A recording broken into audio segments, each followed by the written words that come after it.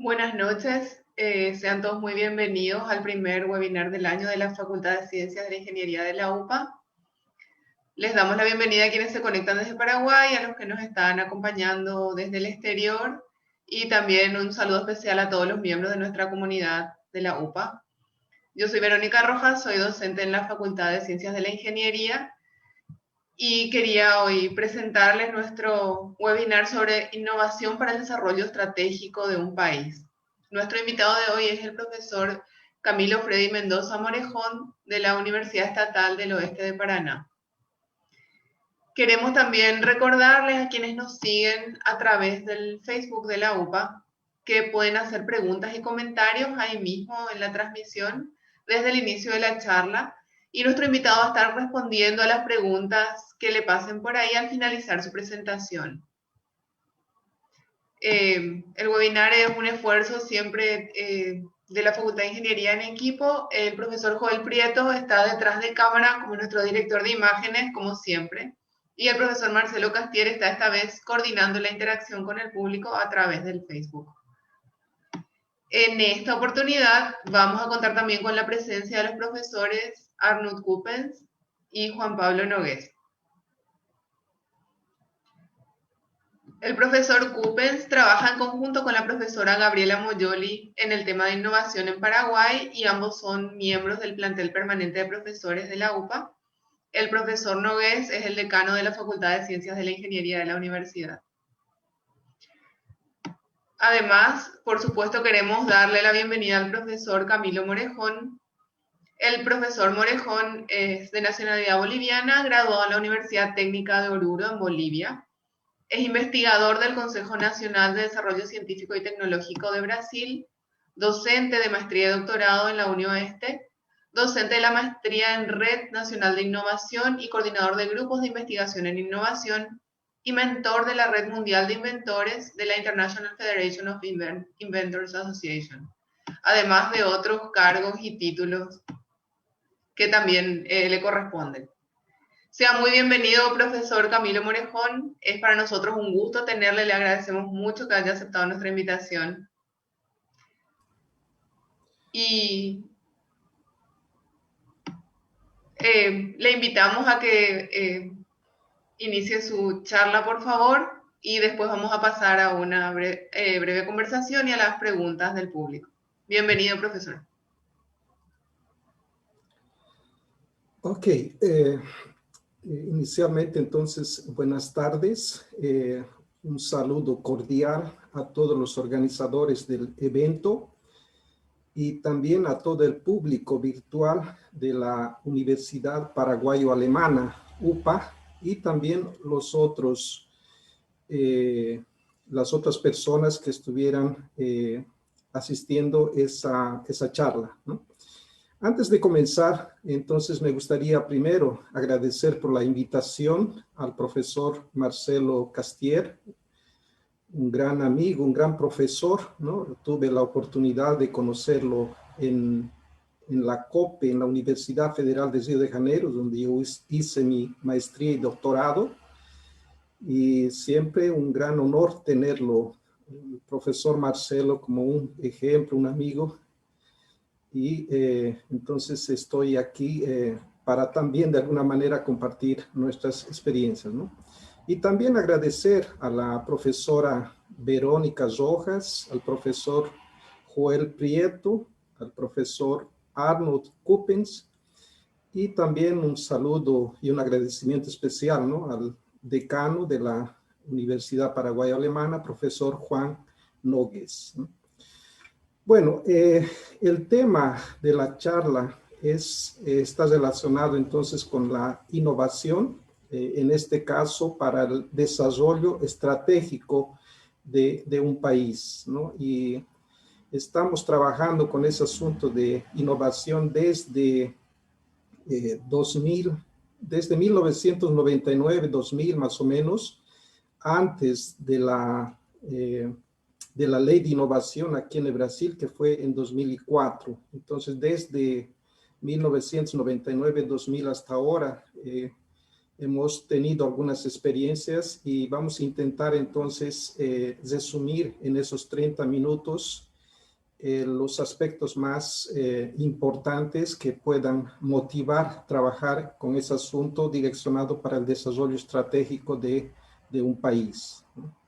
Entonces, el tema de nuestra charla está relacionado con la parte de la preocupación de tener algunas estrategias para conseguir ese desarrollo de nuestros países, ¿no?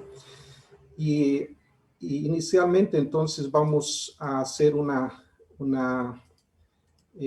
análisis, una presentación de un concepto más práctico de la innovación. En realidad, para hablar de innovación, inicialmente tenemos que remitirnos a algunos pensadores, ¿no? Por ejemplo, en el siglo XVII, Francis Bacon afirmaba, ¿no?, que conocimiento era sinónimo de poder y riqueza, ¿no? Y en realidad yo también en la época de estudiante viví con esa frase, ¿no?, de que realmente el conocimiento es sinónimo de poder y riqueza, ¿no? Solo que con el tiempo y más adelante percibí que esa frase que afirma que el conocimiento es sinónimo de poder y riqueza no es tan verdad, ¿no? Porque en realidad si el conocimiento fuera sinónimo de poder y riqueza, ¿no?, todo profesor, todo investigador sería, entre aspas, rico y poderoso. Y nosotros sabemos que no siempre eso se cumple, ¿no? En realidad, en la práctica, el conocimiento es potencial de poder, potencial de riqueza.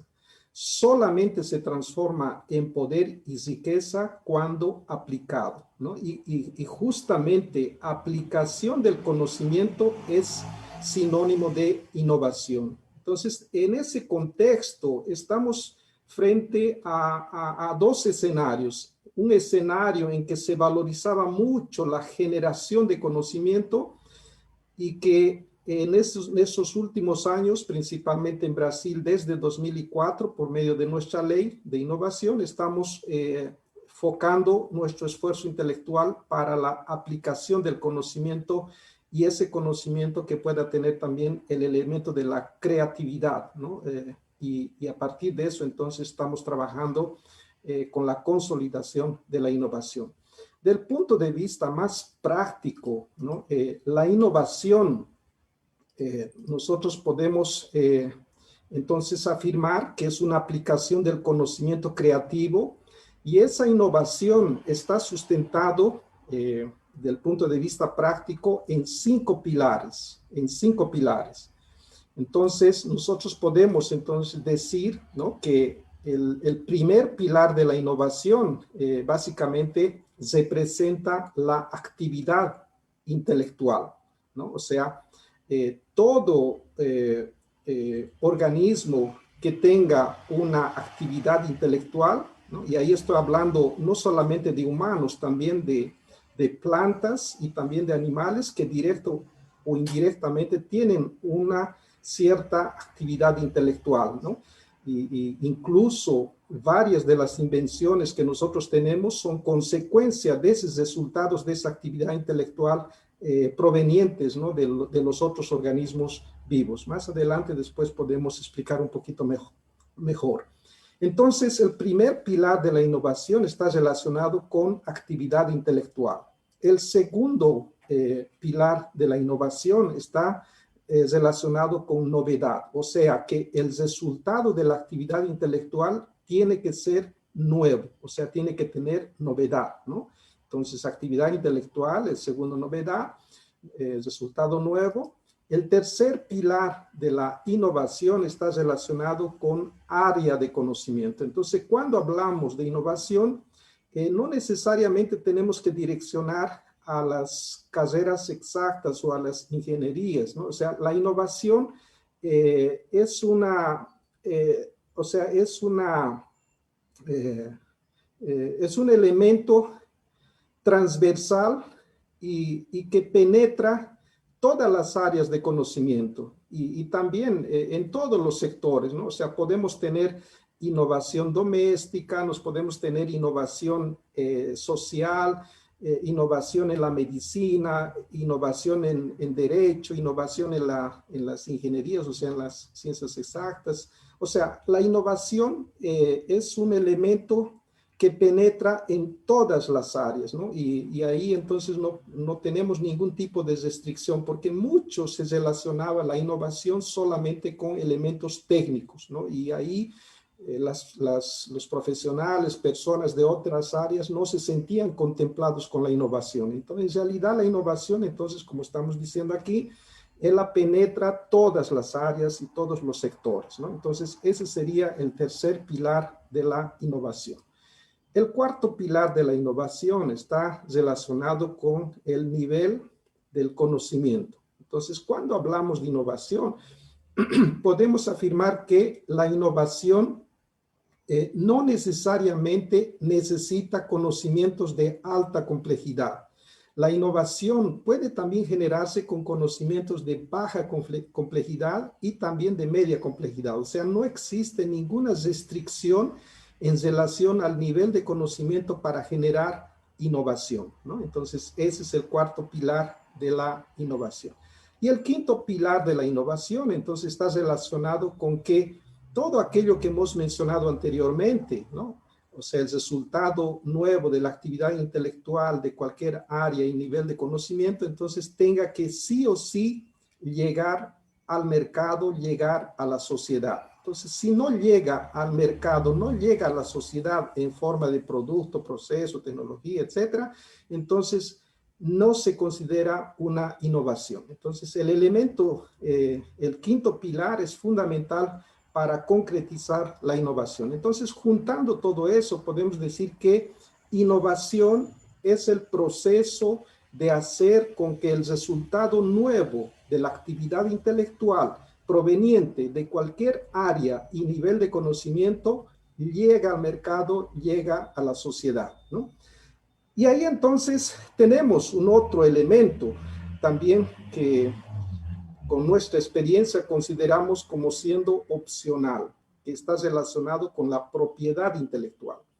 La propiedad intelectual solamente entra en escena cuando ese resultado nuevo de la actividad intelectual proveniente de cualquier área y nivel de conocimiento que llega al mercado tiene alguna expectativa de retorno económico. Entonces, cuando existe la expectativa de retorno económico, entonces nos tenemos que accionar todo el proceso de trámite de la propiedad intelectual que se puede realizar por medio de patentes, de invención, modelo de utilidad, registro de software, marcas, indicaciones geográficas, etc. Entonces, la propiedad intelectual es un documento de propiedad que se utiliza entonces en el proceso de negociación delante de la expectativa de retorno económico, ¿no?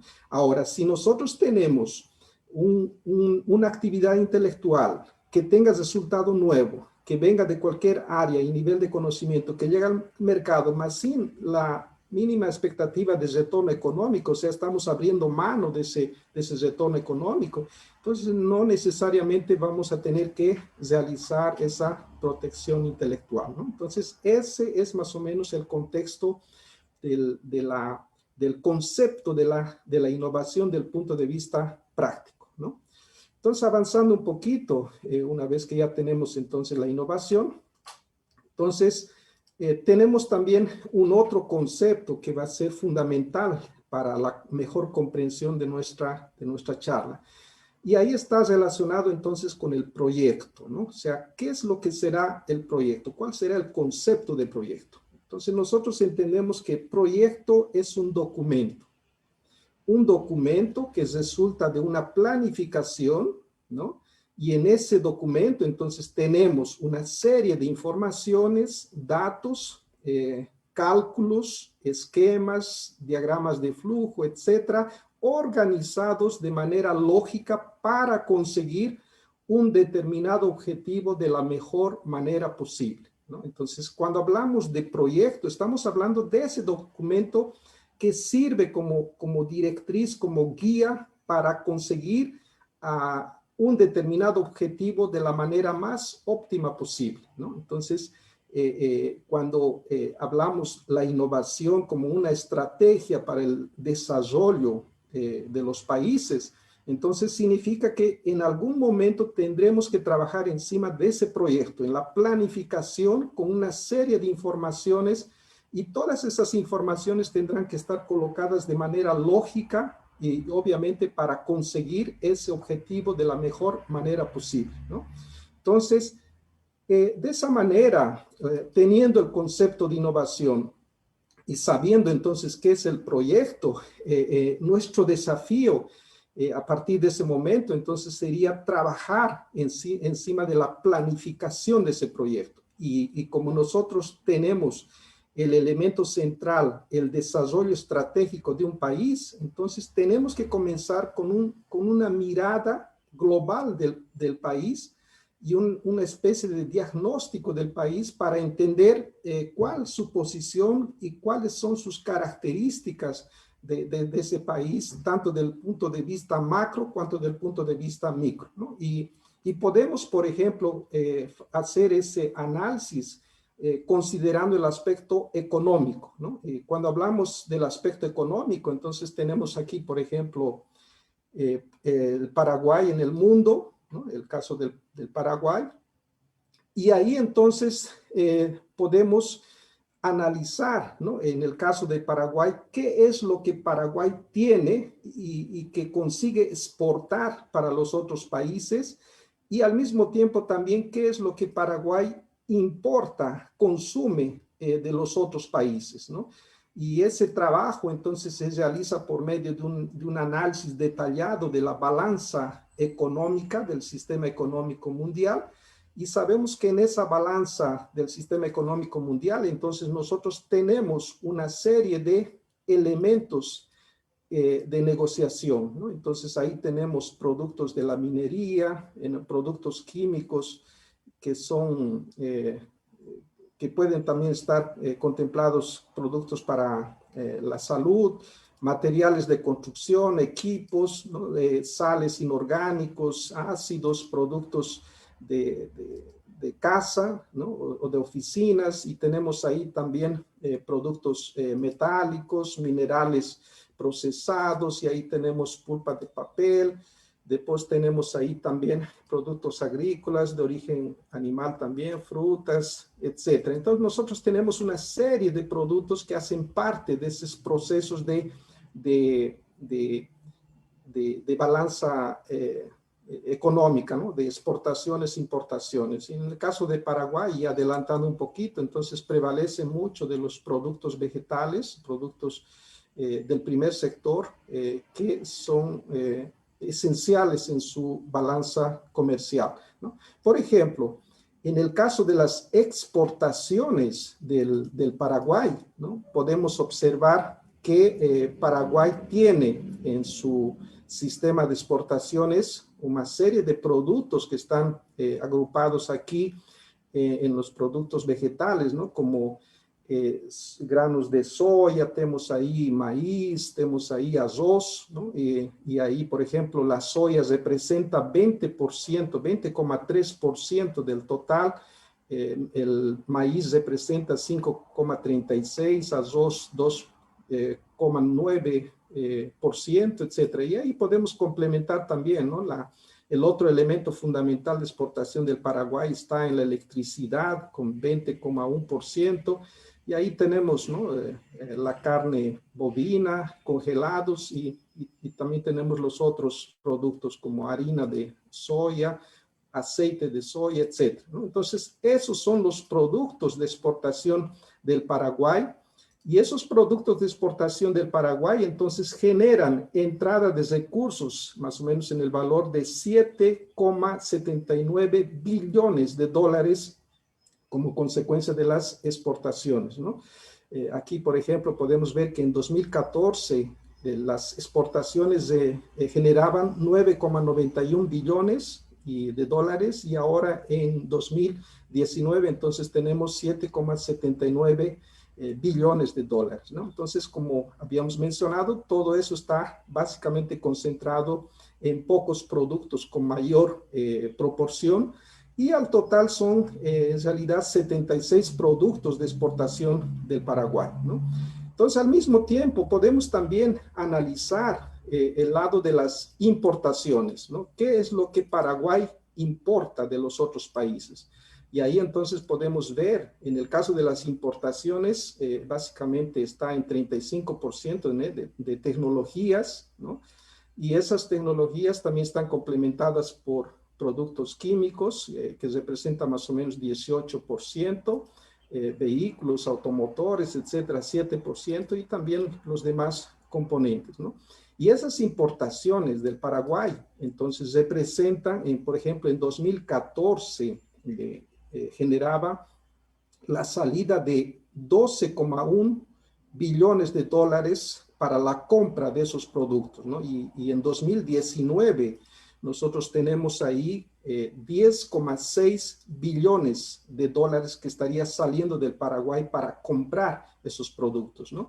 Y así, haciendo una comparación de los recursos que salen para comprar y de los recursos que reciben como consecuencia de las exportaciones, entonces podemos ver que la balanza comercial de Paraguay está negativa, ¿no? Y haciendo un análisis de este 2013, entonces podemos ver que la balanza comercial de Paraguay siempre estuvo negativo, ¿no? Entonces, en el inicio fue con 2,1 billones de dólares, y después, ahora en 2019, con negativo también con 2,81 billones de dólares, ¿no? Y la mayor variación tuvo en 2018, ¿no? En 2018,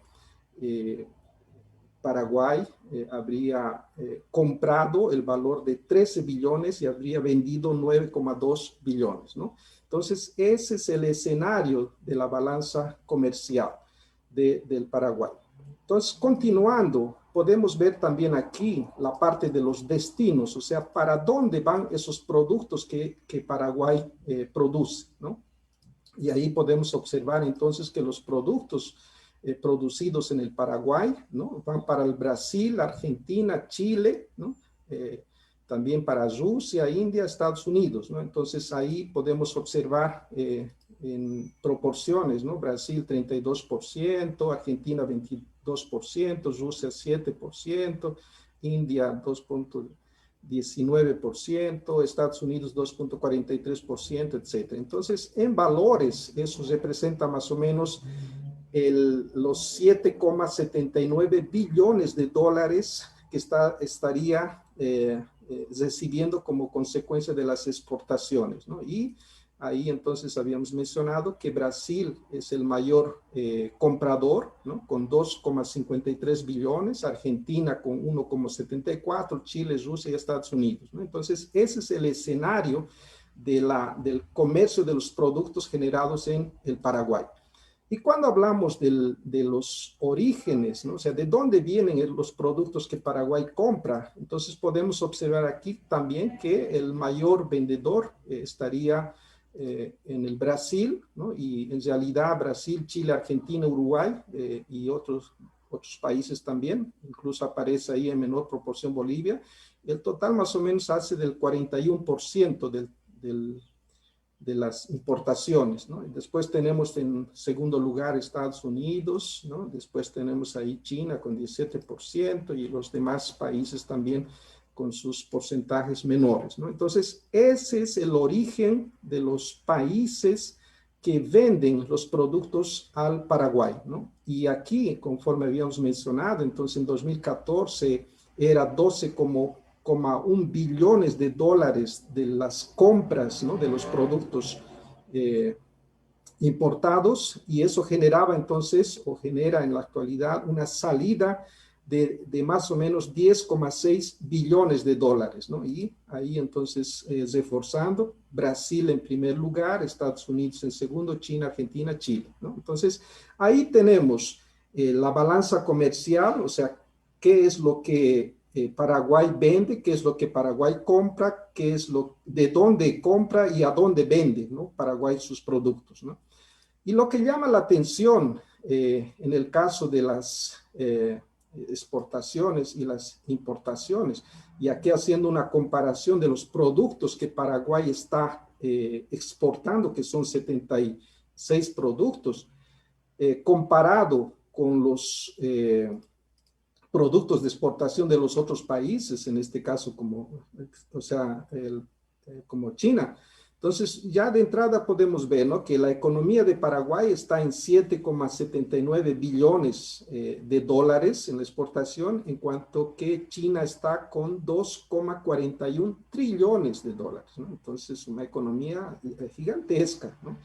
Y otra diferencia también que podemos observar aquí, que el caso del perfil de las exportaciones, la mayoría de los productos de exportación de nuestros países de Latinoamérica, ¿no?, y Brasil también está incluido en ese grupo, se caracterizan por la exportación de productos primarios, ¿no? Y cuando hablamos de importación, entonces estamos siempre frente a las importaciones de productos con conocimientos de alta complejidad embarcados, ¿no?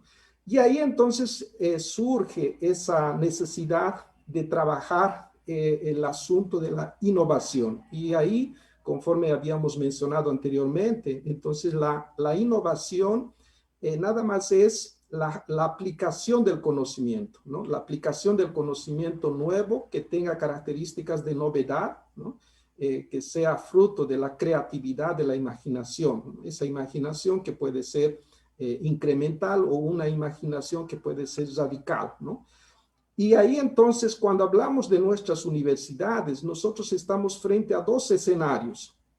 Universidades que se preocupan más con la generación del conocimiento con producto paper, y universidades que se preocupan con la parte de la generación de productos en el área de innovación, con producto que simboliza más, que serían las patentes, ¿no? Las patentes y las transferencias de tecnología. En realidad, nosotros tenemos que trabajar con los dos tipos de productos. Tenemos que generar conocimiento, y también en nuestra balanza tenemos que aplicar ese conocimiento, porque si no generamos conocimiento, entonces difícilmente sería posible de aplicar conocimiento. Entonces no existe espacio para situaciones radicales de solamente focar la generación o solamente focar la aplicación, que sería la innovación, ¿no? Entonces tenemos que sí trabajar esos dos elementos.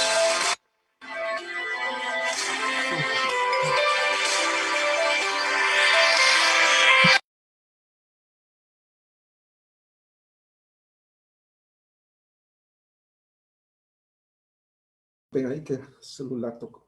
Entonces, esa situación de la generación del conocimiento y la aplicación del conocimiento, entonces está siendo mucho discutido en nuestras universidades aquí en el Brasil desde 2004, y ahora estamos prácticamente en ese consenso de que sí es necesario invertir en la generación de conocimiento, más también en la aplicación del conocimiento. Y cuando hablamos de esa cuestión de la aplicación del conocimiento y de la generación del conocimiento, entonces, en este caso, direccionado para un territorio, tenemos que entender cuáles son las características de esos territorios, ¿no? Y en este caso, el territorio que sería el país, o sea, Paraguay, tenemos que saber que en el Paraguay existen una serie de elementos que hacen parte de su territorio que deben interactuar de manera interdependiente, ¿no? Entonces, no es posible trabajar una planificación para el desarrollo innovador sin llevar en cuenta esa necesidad de la interdependencia, ¿no?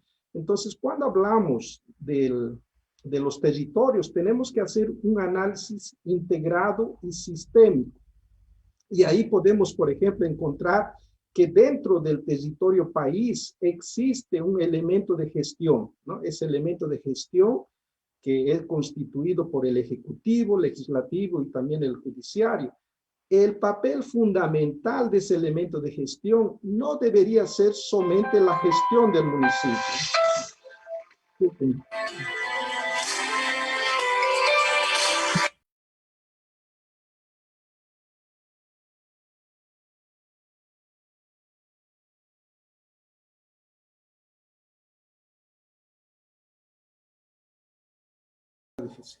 Entonces, ahí tenemos esa situación del elemento de gestión del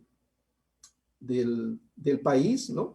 Que no debería ser solamente la gestión, mas sí preocuparse con la calidad de vida, con la felicidad y con la riqueza en ese territorio, ¿no? Y para conseguir esa calidad de vida, esa felicidad y esa riqueza en el territorio, en el país, entonces ese elemento de gestión necesita ofrecer para su población un sistema eficiente de salud, un sistema eficiente de educación, un sistema eficiente de asistencia social, un sistema eficiente, ¿no?, de deporte, el hacer, un sistema eficiente de salud, y ahí incluye también la salud mental, y un sistema de seguridad, ¿no? Y ahí podemos observar que tanto salud, educación, asistencia social, deporte, el hacer, salud mental, seguridad, etcétera, son elementos de costo, o sea, necesitan recursos para ser implementados. Y justamente para suplir esas demandas de costo, entonces en ese territorio es necesario el sistema generador de riqueza. Entonces tenemos que tener un sistema de generación de riqueza que justamente ese sistema de generación de riqueza entonces está constituido por las actividades económicas del primer, del segundo y del tercer sector de la economía. Entonces estamos hablando ahí de todas esas actividades económicas que hacen parte del sistema de generación de riqueza, ¿no? Y al mismo tiempo ese sistema económico entonces es responsable por la generación de empleo, de renta. Y a partir de eso también podemos ver que está complementado con la parte de turismo, y para eso es necesario también trabajar la infraestructura, ¿no? Y esa infraestructura no solamente en la cuestión turística, también en la cuestión rural, en la cuestión industrial, en la cuestión urbana también, ¿no?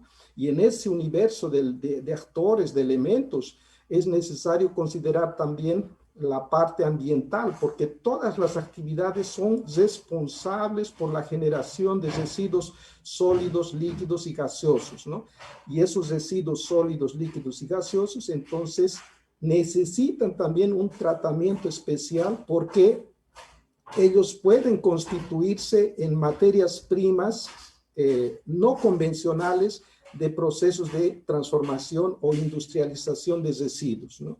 Entonces, solamente para que ustedes tengan una idea, en el caso del Paraguay, Paraguay por nuestros cálculos estaría más o menos generando 4.438 toneladas de basura por día, ¿no? Y ese total de 4.438 toneladas de basura 69%, o sea, 3.062 toneladas sería correspondiente a la fracción orgánica, ¿no? Y los reciclables, entonces, sería 23%, en torno de 1.020 toneladas de materiales reciclables, y 8%, entonces, son los materiales contaminados, ¿no? O sea, el papel higiénico, los absorbentes y algunos otros embalajes contaminados que en general salen de los baños, ¿no? Entonces, ahí tenemos un universo de disponibilidad de residuos que, cuando incorporado la innovación, esos residuos se transforman en materias primas para la obtención de otros productos de valor agregado, ¿no? Entonces, ese es el objetivo que nosotros tenemos. Tenemos que incorporar innovación en el sistema de gestión del país, tenemos que incorporar innovación en el sistema de salud, innovación en el sistema de educación, y cuando hablamos sistema de educación, entonces es desde el kinder, escuela, colegio, universidad, y también la universidad de la tercera edad, ¿no? Innovación en el sistema de asistencia social, innovación en el sistema de deporte y la SER, innovación en el sistema de salud mental, innovación en el sistema de seguridad del Paraguay. Y obviamente tenemos que incorporar también innovación en todas las actividades del primero, segundo y tercer sector de la economía, ¿no? Innovación en la parte turística, innovación en el área rural, innovación en el área industrial, innovación también en el área urbana, etc. Entonces, la innovación, como ya lo habíamos dicho en el inicio, ella es transversal y penetra todas las áreas, todos y con todos los niveles de conocimiento. Y entonces, no podemos trabajar de manera separada, siempre tiene que hacerse de manera integrada y de manera sistémica en ese proceso, ¿no? Avanzando un poquito, entonces ahí viene la cuestión de cómo incorporar entonces la innovación. O sea, ¿cómo podemos incorporar esa innovación? Y para hacerlo más didáctico, entonces utilizo aquí, por ejemplo, esa brujita, y podemos hacer una analogía con la receta de una torta o la receta de un plato. ¿Sí? ¿Cuál es el plato más típico del Paraguay? Creo que es la sopa paraguaya, ¿no? Por ejemplo, ¿no? Entonces, cuando hablamos de recetas, significa que necesitamos de dos elementos: los ingredientes y el modo de preparo, ¿no? O sea, en qué condiciones, en qué proporciones, en qué temperaturas, si tenemos que mezclar en ese sentido, en el sentido contrario, etcétera, etcétera, y cuál la secuencia, o sea, qué es lo que colocamos primero, qué es lo que colocamos segundo, etcétera, etcétera, ¿no? Entonces, en el caso de la innovación, haciendo esa analogía para hacerlo más didáctico, sería necesario, según nuestras experiencias, 8 ingredientes, ¿no? 8 ingredientes. Y ahí el primer ingrediente está relacionado con los problemas que demanden solución. Entonces, ese ingrediente, problemas que demanden solución, todos los países, todos los municipios, todas las provincias, todos los departamentos, todas las instituciones, todas las personas lo tienen, ¿no? Entonces, ese requisito, entonces, está resuelto, o sea, no tenemos que preocuparnos. Existen los problemas. Ok, ahora apenas tenemos que hacer un proceso de prospectar esos problemas y canalizar esos problemas para ser trabajados principalmente dentro de nuestras universidades, ¿no? Mas de cualquier manera tenemos ese ingrediente. El segundo ingrediente está relacionado con el capital intelectual, ¿no? Ese capital intelectual está definido como siendo aquella persona que no apenas tiene el conocimiento, sino también que sabe aplicar ese conocimiento, ¿no? O sea, el capital intelectual es aquella persona que tiene el conocimiento, mas principalmente sabe aplicar ese conocimiento.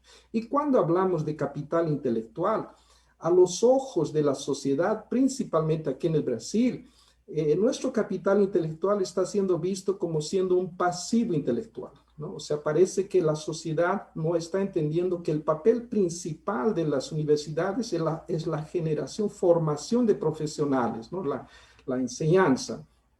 Y ahora en ese nuevo escenario, o sea, la sociedad, mercado, está queriendo también que las universidades, o sea, el capital intelectual, no solamente esté siendo responsable por la formación de profesionales, no solamente esté siendo responsable por los proyectos, trabajos de extensión universitaria y no solamente esté siendo responsable por la investigación. Ahora está cobrándose también la parte de la innovación. Entonces, eso significa que nuestro capital intelectual que está concentrado en nuestras universidades, de alguna manera tiene que tornar más explícito esa de pasar de la situación de pasivo intelectual para activo intelectual, ¿no? O sea, propiciar expectativas de retornos económicos, ¿no? Entonces, es eso lo que está colocándose como desafío en ese nuevo escenario. Más de cualquier manera, tenemos ese capital intelectual. El tercer ingrediente de esa receta de la innovación está relacionado con la infraestructura tecnológica. Entonces, aquí en el Brasil, en nuestras universidades, a lo largo del tiempo hemos conseguido esa infraestructura en nuestros laboratorios. Y en el Paraguay yo también estuve haciendo mis investigaciones y pude ver que las universidades tienen de alguna manera sus laboratorios equipados y que también en ese caso específico, en esa infraestructura tecnológica parece que está prevaleciendo también la cuestión del pasivo tecnológico. Entonces, ahí tenemos un desafío de transformar ese pasivo tecnológico en activo tecnológico. Y para transformar ese pasivo en activo tecnológico, entonces tenemos que abrir las puertas de nuestras universidades y tenemos que recibir las demandas, ¿no?, de la sociedad, las demandas del sistema productivo para procesar, trabajar y generar soluciones tecnológicas de preferencia con características innovadoras. Entonces, ese tercer ingrediente también todos nuestros países, nuestras instituciones lo tienen. El cuarto ingrediente está relacionado con los emprendedores visionarios, ¿no? O sea, nuestro sistema económico ya tiene nuestros emprendedores, pero que necesita de nuevos emprendedores y también tenemos que incorporar en esos nuevos emprendedores la característica visionaria, la característica innovadora, ¿no? Y eso nosotros tenemos que hacerlo desde el kinder y trabajar en las escuelas, trabajar en los colegios, trabajar obviamente en las universidades y trabajar también en los sistemas económicos que ya están consolidados con los emprendedores que precisan también actualizarse. ¿Por qué? Porque hemos comprobado que la mayoría de los modelos de negocios de nuestros emprendedores convencionales está con base de conocimientos de baja complejidad. Entonces, tenemos ahí un desafío de incorporar conocimientos de media y conocimientos de alta complejidad, porque sabemos que cuanto mayor el conocimiento embarcado en los productos, entonces mayor la expectativa de la valorización y obviamente del retorno. Entonces, volviendo a aquel esquema, aquel análisis económico que habíamos colocado al inicio, o sea, nuestros países se caracterizan más por la exportación de productos primarios con poca o ninguna agregación de conocimiento embarcado, ¿no? Entonces, esa cuestión del ingrediente 4 relacionado con los emprendedores visionarios, entonces es un asunto que puede trabajarse sin ningún problema. El ingrediente número 5 está relacionado con la parte de los ambientes de innovación. O sea, necesitamos locales propicios para hacer fluir nuestra creatividad, para hacer fluir nuestra imaginación incremental, radical, etcétera, para transformar esos conocimientos en productos, procesos, tecnologías que puedan salir al mercado. Y entonces, esos ambientes de innovación son las incubadoras de empresas, los parques tecnológicos, las aceleradoras, los startups, etcétera, que necesitamos incorporar en nuestros países, en nuestras provincias, en nuestros departamentos, en nuestras instituciones, ¿no? Entonces, esa situación tiene que trabajarse de manera coordinada con diversos actores porque es un elemento fundamental en ese proceso de la consolidación de la innovación.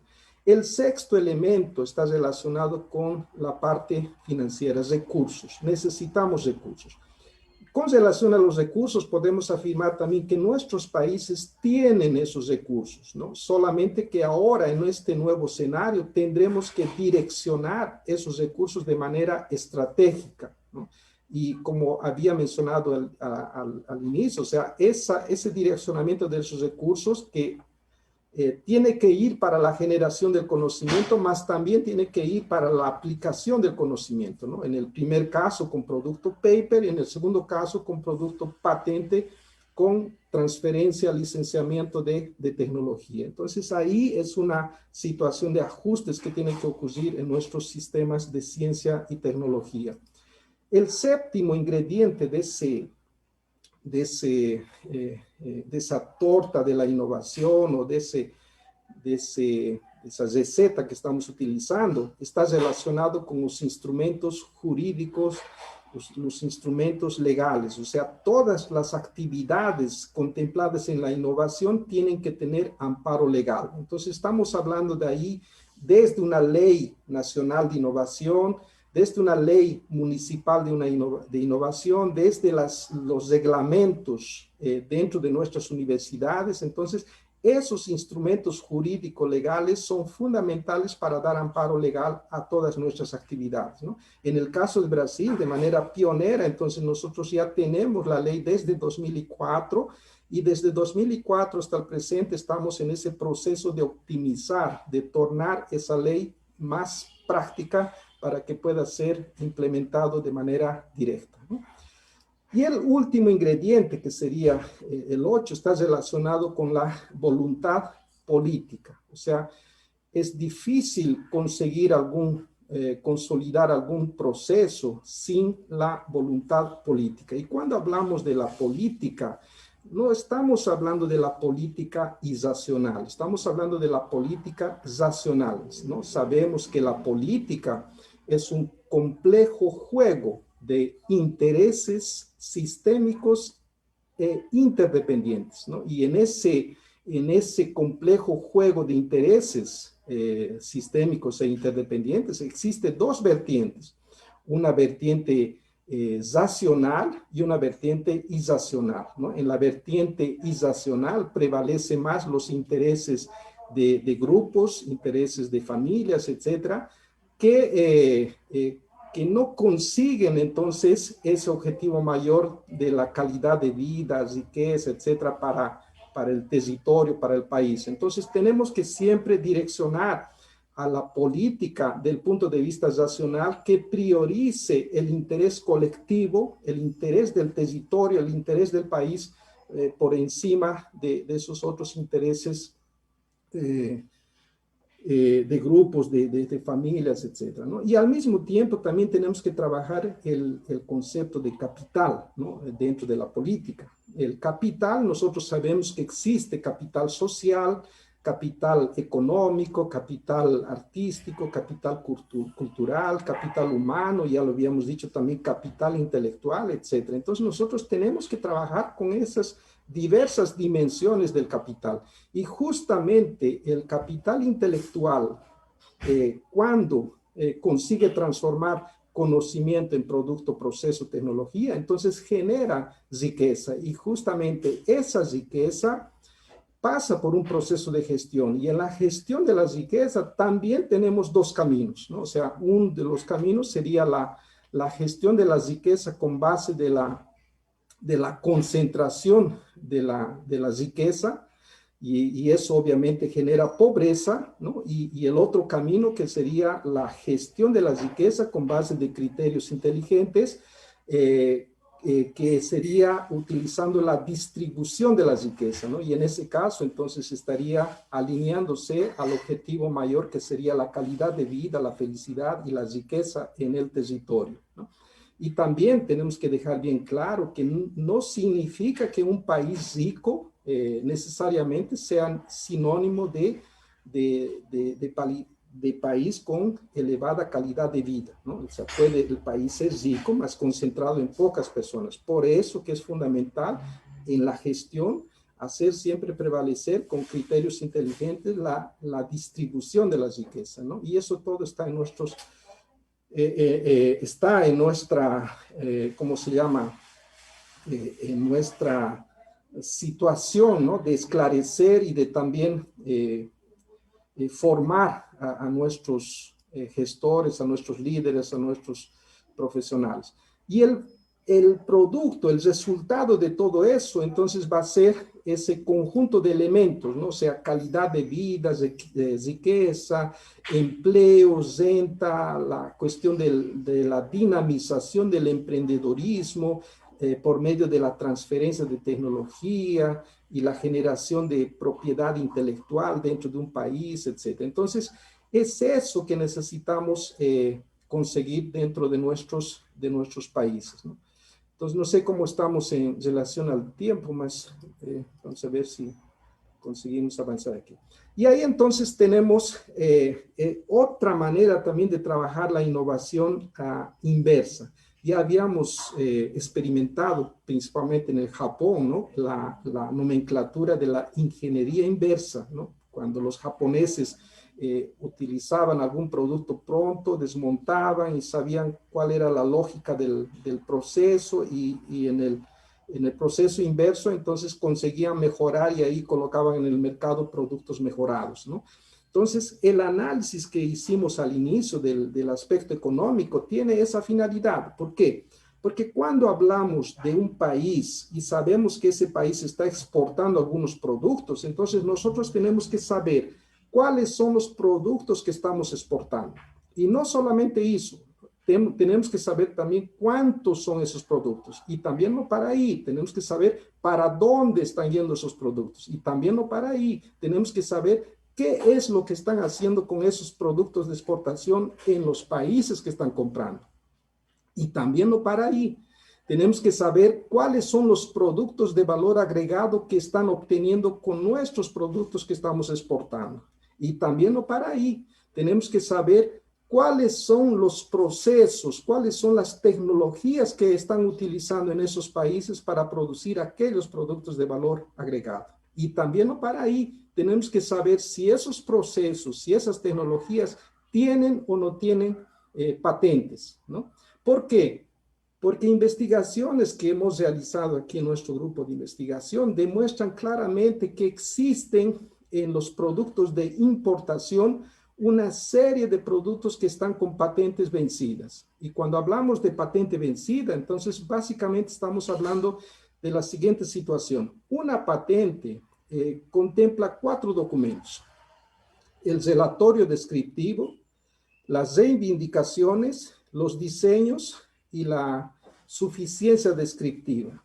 Entonces, cuando tenemos la suficiencia descriptiva dentro de un proceso de patente, entonces significa que cuando él está vencido, que está público, esas informaciones estarían entonces disponibles para cualquier persona, cualquier institución, cualquier universidad poder utilizar todos esos datos, ¿no? Entonces, la suficiencia descriptiva es el detalle del contenido que tiene que estar en un documento de patente, ¿no? Porque el requisito de la suficiencia descriptiva dice lo siguiente: la patente tiene que estar escrita con los mínimos detalles para que un tercero con la lectura, etcétera, pueda reproducir todas las informaciones contenidas en ese documento. Si no atiende ese requisito, entonces ese documento va a ser indeferido, no va a ser pasible de tener la patente, ¿no? Entonces, es utilizando ese requisito y de esas patentes que están vencidas, entonces nosotros tendríamos condiciones de hacer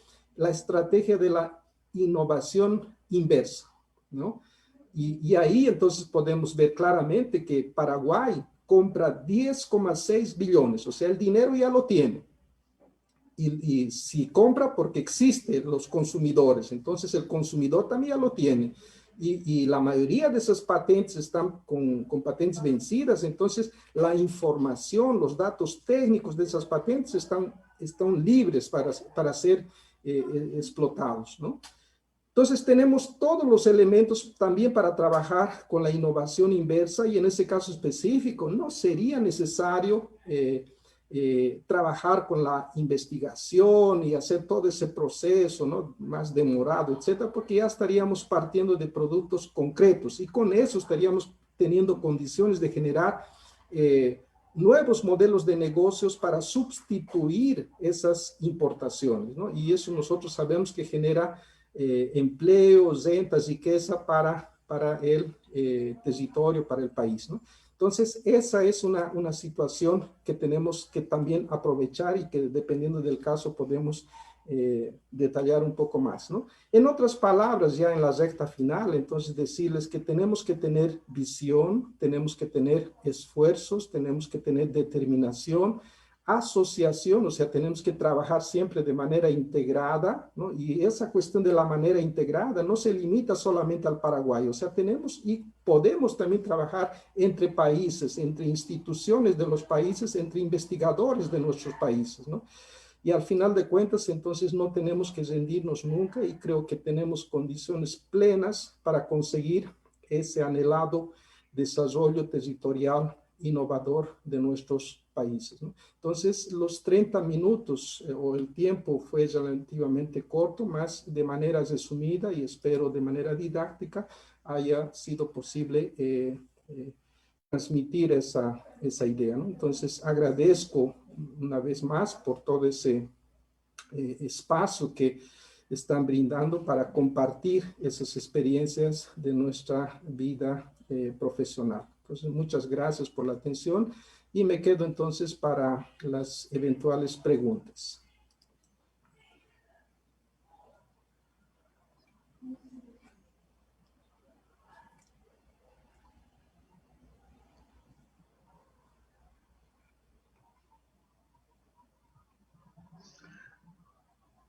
Muchas gracias, profesor Camilo. Muy interesante y muy concreta la presentación. A continuación, queríamos darle la palabra al profesor Arnold Coppens, que nos va a hablar un poco sobre las iniciativas de innovación aquí en Paraguay y la labor que está cumpliendo dentro de eso la universidad, la UPA y la Facultad de Ingeniería. Le escuchamos, profesor Arnold. Muchas gracias, Verónica. Antes que nada, también muchas gracias, profesor Morejón. Muy interesante su análisis, especialmente la comparación de productos que exportamos y importamos, que contribuye mucho a nuestro conocimiento también. La idea ahora es profundizar un poco más lo que hacemos en la UPA con respecto a innovación. Entonces voy a estar ahora compartiendo una muy breve presentación.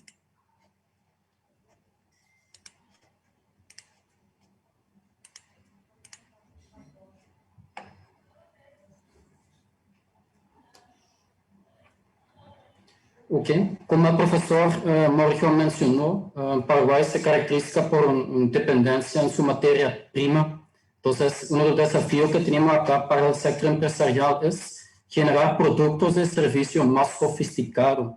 Entonces, ya hay todavía una tarea pendiente.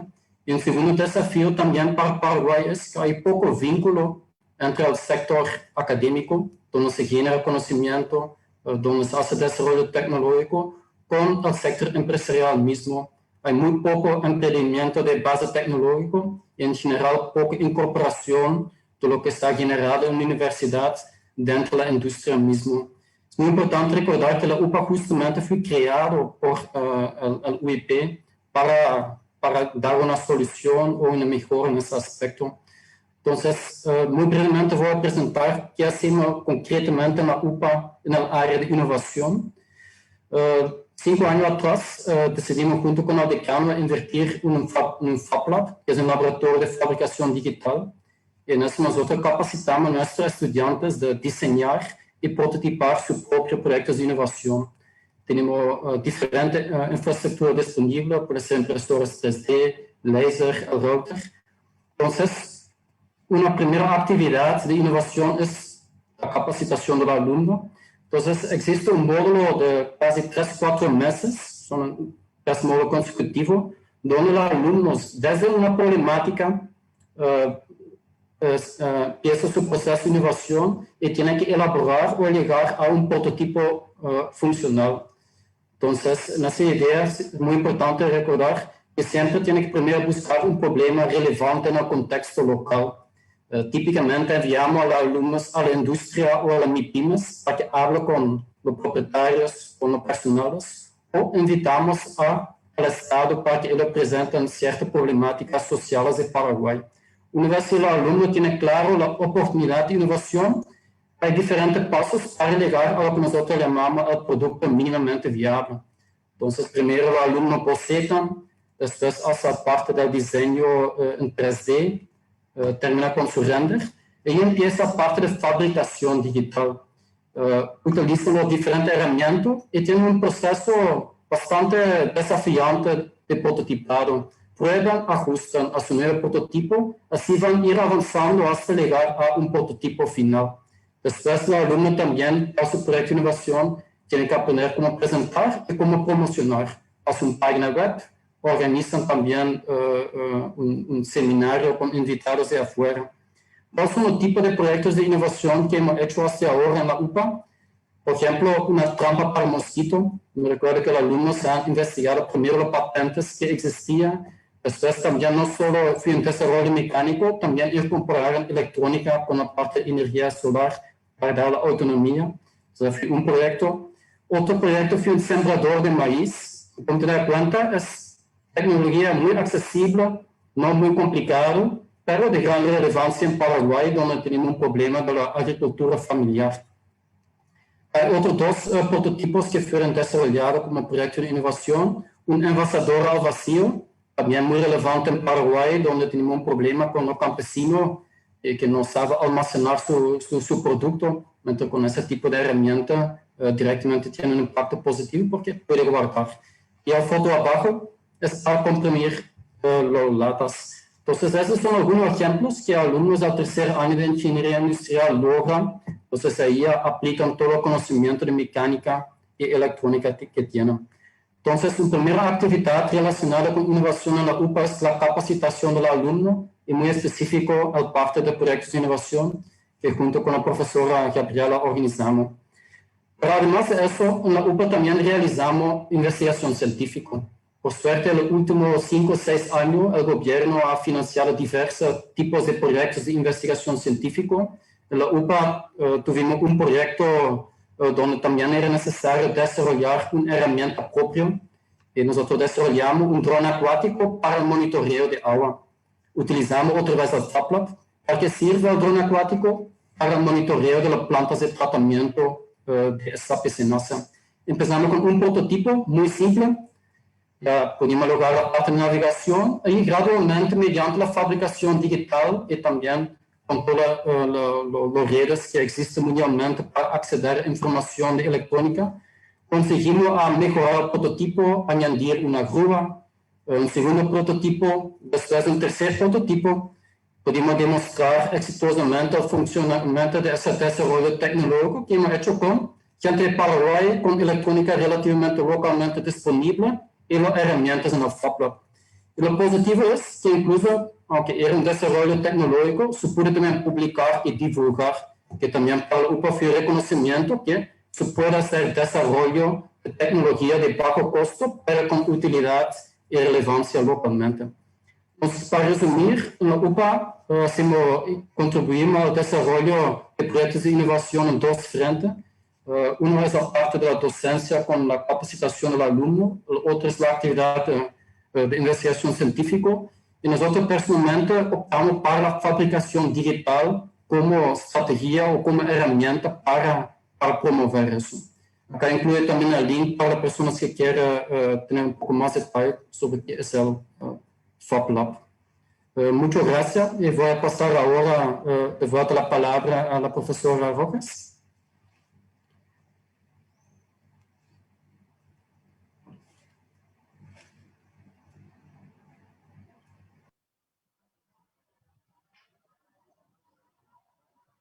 Muchas gracias, profesor Coppens. Queremos continuar un poquito más la conversación y para eso le queremos volver a invitar al profesor Coppens y también al profesor Nogués si quieren establecer alguna pregunta o poner algún tema para poder conversar un poco con nuestro invitado. Así que, profesor Coppens, por favor, y gracias por la presentación. Muchas gracias. Creo que una primera pregunta que tengo es, ¿cuál es tu propia visión sobre la fabricación digital? Nosotros apostamos fuertemente en la UPA. ¿Qué consideras el impacto que va a tener eso en los siguientes años con respecto al desarrollo de países como Paraguay y Brasil?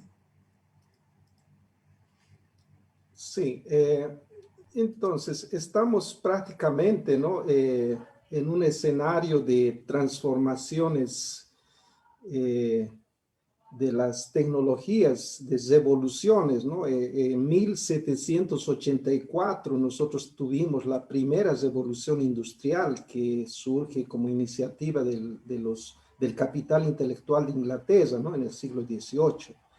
86 años después, nosotros tuvimos la segunda revolución industrial, ¿no? Y eso fue generado en Inglaterra, en Francia, Estados Unidos, ¿no? Y ahí prevaleció más la cuestión de la electricidad, las líneas de montaje en serie, etc. Y después, 99 años, después de 99 años, tuvimos también la tercera revolución industrial en 1969, ¿no? O sea, eso también generado por la iniciativa del capital intelectual de Estados Unidos, donde se incorporan los computadores, automatización, electrónica, etcétera, ¿no?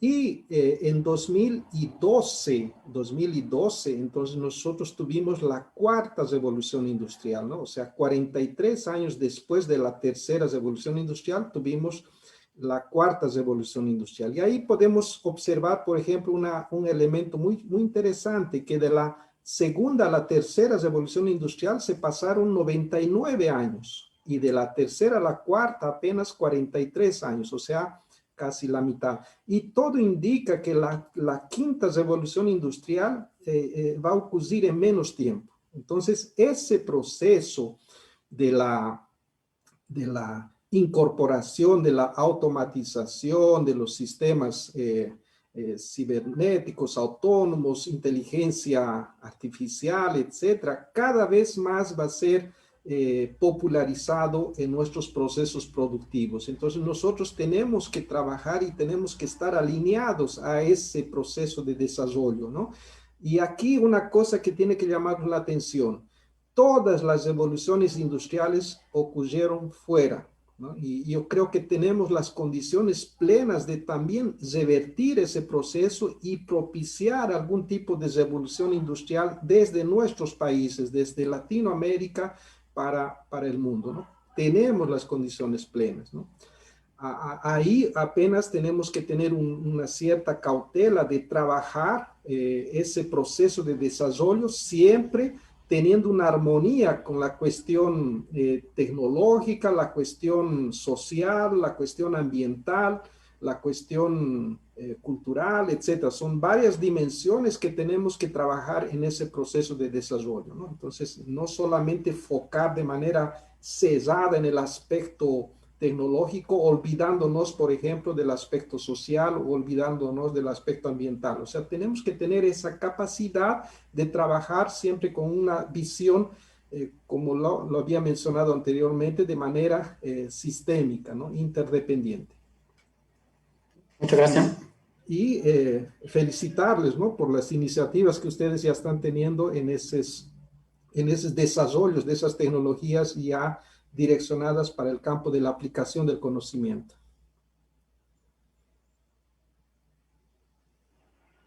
Gracias, profesor Mendoza. Yo quisiera primero que nada agradecerle en nombre de la Facultad de Ciencias de la Ingeniería de la UPA por su tiempo y por su apertura para compartir sus conocimientos de gran valor. Nos encontramos como en una encrucijada, en una coyuntura regional, digamos, que como usted bien mencionó en su charla, Sudamérica o Latinoamérica en general podría ser un punto de inflexión para la próxima revolución, y creo que deberíamos trabajar conjuntamente para llegar a eso. Dicho eso, yo tengo una pregunta un poco más hacia lo que me atañe a mí a nivel de interrelación de la universidad con el sector privado. Usted estaba mencionando en su charla que es fundamental que la universidad reciba las preguntas, las sugerencias y a veces los pedidos del sector privado.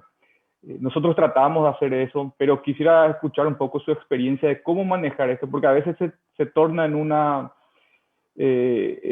cuestión de manejo de expectativas, porque puede venir el sector industrial y tiene un problema genuino, pero el sector académico tiene otra velocidad y tiene otras capacidades, ¿verdad? Casi siempre lo afronta a un lado de investigación y, bueno, vamos a probar y veremos esto, y quizás hay una innovación, pero no es una innovación instantánea o a corto plazo, y implica mucho de trabajo conjunto. Entonces, es una pregunta abierta y quisiera escuchar cuáles son sus experiencias de cómo trabajar con el sector privado desde la universidad.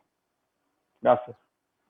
Sí, en realidad nuestras universidades, ¿no?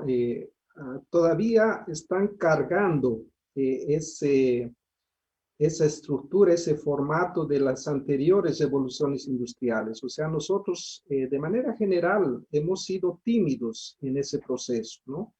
Y tal vez esa pandemia de alguna manera está acelerando esos procesos y estamos frente a un quiebra de paradigmas, ¿no? Entonces necesitamos preparar a nuestras instituciones y tornarlas más ágiles para atender las demandas de la sociedad y las demandas del sistema económico, de las actividades económicas del primero, segundo, tercero sector, etcétera, de los diversos sectores. Y ahí entonces, para motivar esa vinculación universidad-empresa, tenemos que dejar siempre de manera explícita la respuesta a una pregunta, ¿no? La pregunta del empresario va a ser, ¿qué es lo que yo gano con eso? O sea, ahí siempre va a entrar ese elemento económico en ese proceso. Y coloco también del otro lado, o sea, la universidad también tiene que posicionarse de esa manera. O sea, lo que tiene que prevalecer en ese proceso es el ganar-ganar. O sea, todos tienen que ganar, ¿no?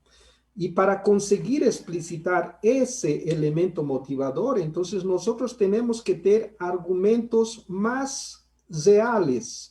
Y cuando hablo de argumentos reales, no significa que tengamos que tener argumentos abstractos, que como siempre estamos acostumbrados en nuestras universidades, ¿no? De trabajar con cosas abstractas, resultados que salen de investigaciones en condiciones ideales, ¿no? Y siempre un poco distante de la realidad, ¿no? Entonces, esa cuestión abstracta vale para la situación de la generación de conocimiento en forma de paper. Ahora, cuando hablamos de innovación, entonces tenemos que transpor esa barrera y tenemos que trabajar una etapa que se llama la prueba de concepto. O sea, tenemos que transformar esos resultados abstractos en resultados prácticos, y esos resultados prácticos todavía tienen que incorporar otros elementos. Y uno de esos elementos se llama entonces la viabilidad, ¿no? Porque el empresario va a querer saber, tengo un problema, ok, ustedes consiguen transformar ese problema en oportunidad. Ok, ahora, ¿cuánto representa de inversión esa solución? ¿Cuál es la expectativa de retorno de esa inversión? ¿No? ¿Cuál es la tasa interna de retorno de esa inversión? ¿No? ¿Cuáles son las expectativas del mercado, tamaño del mercado? ¿No? ¿Cuál es la cuestión económica del flujo de caja y los indicadores, costos unitarios de producción y todo aquello que contempla entonces aquello que habíamos mencionado al inicio, ¿no? El concepto de proyecto. O sea, tenemos que tener ese proyecto más cerca de la realidad. Con esas informaciones, con esos argumentos, entonces será más fácil, ¿no? esa relación con los empresarios en este caso, ¿no? Y al mismo tiempo, como lo habíamos mencionado anteriormente, entonces necesitamos tener también, principalmente las universidades públicas, el amparo legal, ¿no? O sea, tenemos que estar resguardados y tenemos que actuar dentro de la legalidad.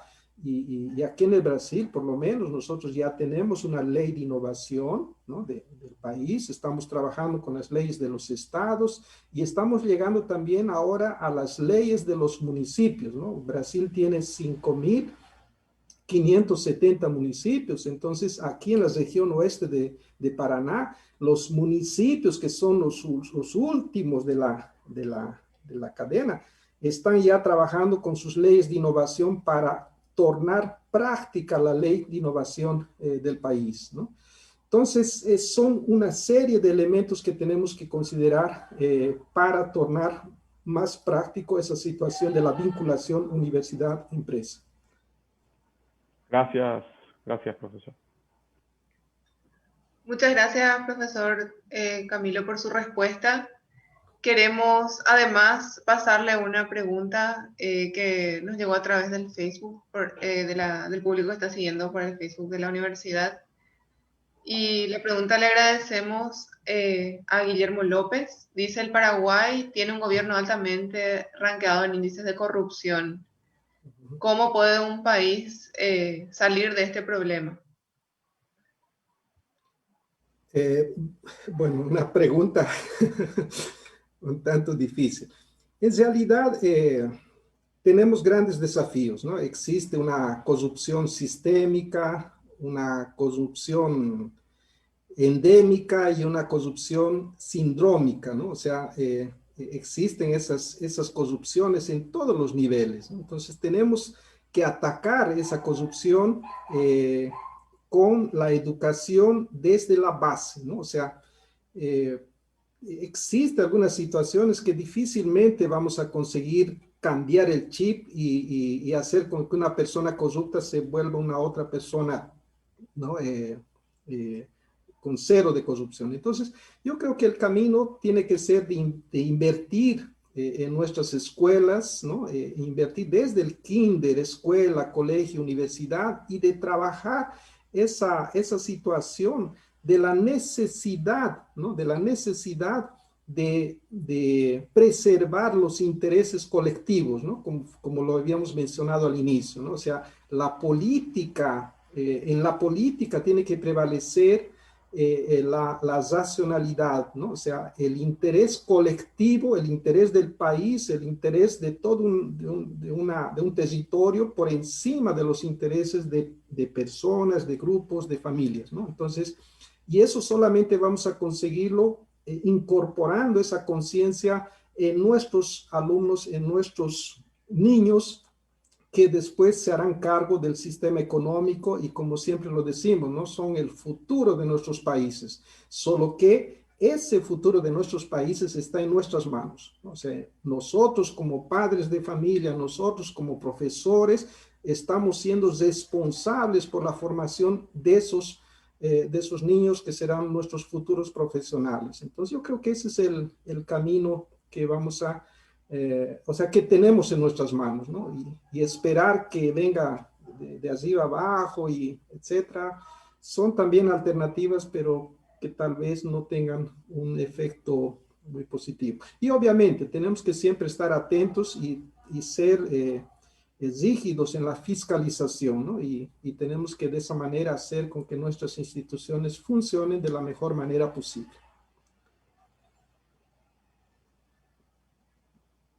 Gracias nuevamente, profesor Morejón, por el tiempo y por sus palabras.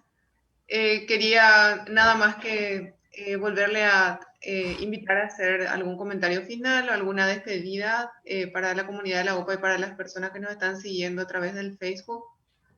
Así que le escuchamos. Sí, tal vez para finalizar decirles que la mayor riqueza de un país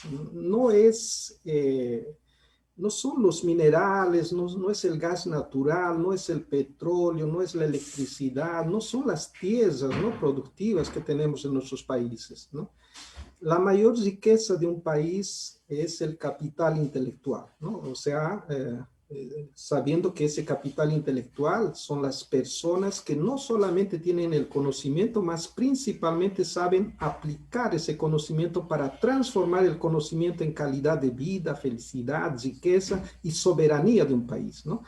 Y para optimizar la formación de ese capital intelectual, entonces es fundamental, es importante la reestructuración y la incorporación de nuevas estrategias en nuestras escuelas, en nuestros colegios y en nuestras universidades. Y en ese proceso es fundamental, ¿no?, la valorización del esfuerzo de nuestros profesores, de nuestros alumnos, ¿no?, que después hacen parte de esos profesionales de nuestros países. Y los gobiernos deberían entender esa importancia del sistema de educación de nuestros países, de nuestros profesores, porque todo el resto es consecuencia, ¿no?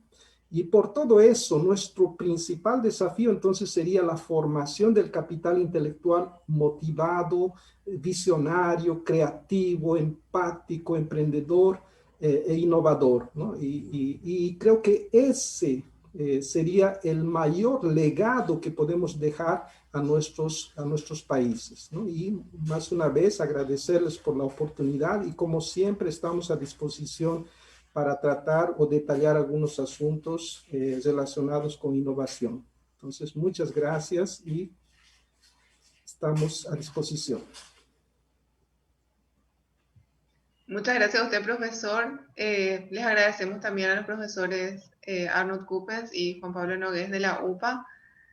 Y para ir cerrando nuestro webinar de hoy, quería recordarles a todos los que nos están siguiendo que en 3 semanas, el miércoles 7 de abril, tenemos el siguiente webinar de la Facultad de Ingeniería.